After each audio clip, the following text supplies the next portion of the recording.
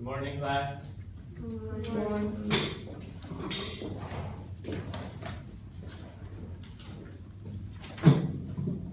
Okay, so today we're going to talk about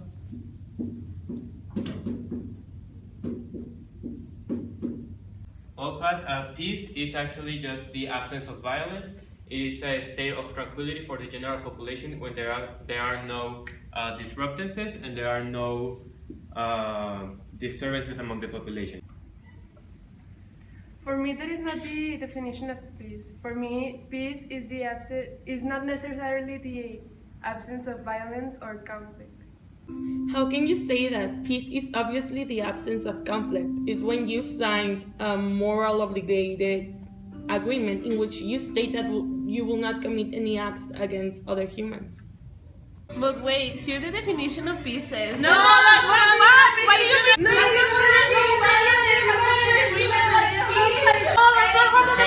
Okay, wait. It is okay that you have all definitions, different definitions from peace. There are actually 4 different definitions, which are the positive, the negative, the short term, and the long term. We're going to start with the long term, which is actually a period of peace that originated after World War II. That it explains that a prolonged peace is actually capable of happening, that there are actually no conflict and everyone is at peace with each other.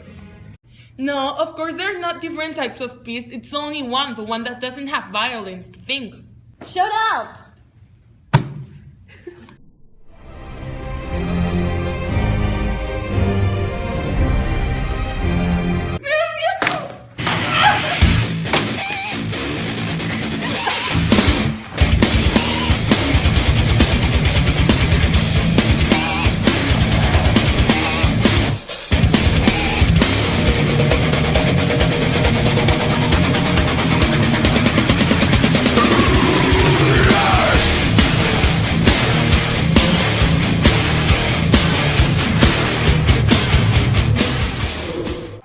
In the case of North Korea versus South Korea, it is peace, but it is only temporary.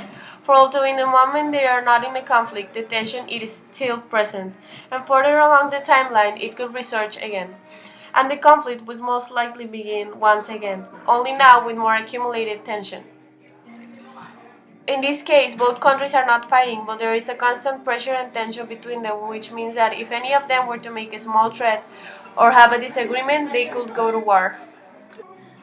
The creation of the European Union does show peace, but it shows a peace that has been reached in times of crisis, a peace that everyone saw the necessity to reach, or they would fall prey to anguish. Thus, it is a single non-adaptable model, which will in time, and as it has been seen, will fail in certain aspects, because countries who didn't have the capability to adapt to this model fought to, but never really achieved it.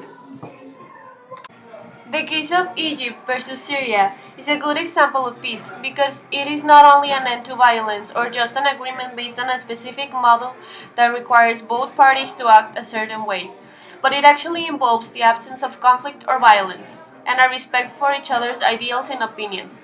The fact that they agree to disagree means that they will be more open to communicate and discuss any problem and most likely won't start a conflict out of a situation that has no viable solution because of their cultural differences. War is said to be inevitable, a result of our human nature of individuality, for which all our different perspectives collide. But this cannot be blamed to human nature. It is human nature to search for security and tranquility, things which war defies. War is the result of small-minded individuals who think their voice will only be heard when it is accompanied by screams and gunshots.